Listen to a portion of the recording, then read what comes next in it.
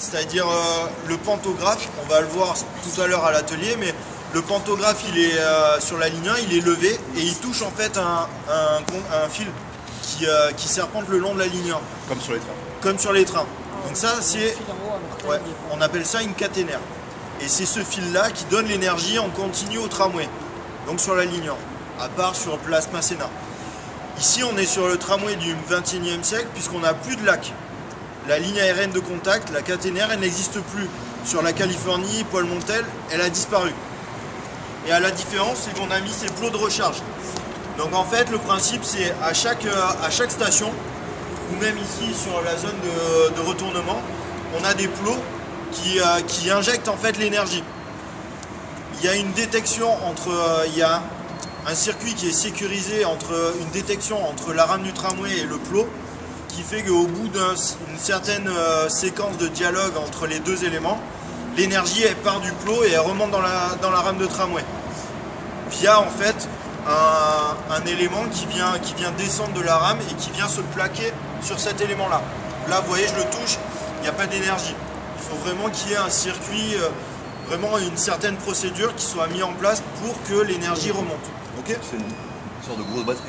C'est en fait là on a que là c'est un peu la prise en fait. C'est la prise de courant. On vient ramener la prise, on vient la connecter à la prise murale et après l'énergie remonte. Et en fait les batteries elles sont sur le toit des rames de tramway. Et c'est de la batterie qui vient, c'est des batteries ce qu'on appelle super capa, c'est-à-dire qu'elles gardent la charge très longtemps et elles se rechargent très vite. Combien de temps?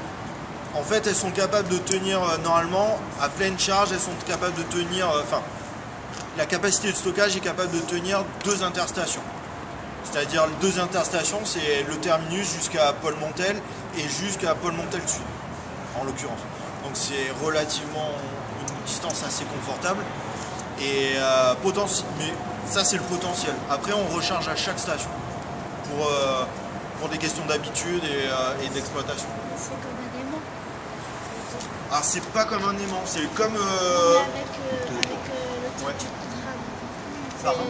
Avec le truc du tram. Il y a...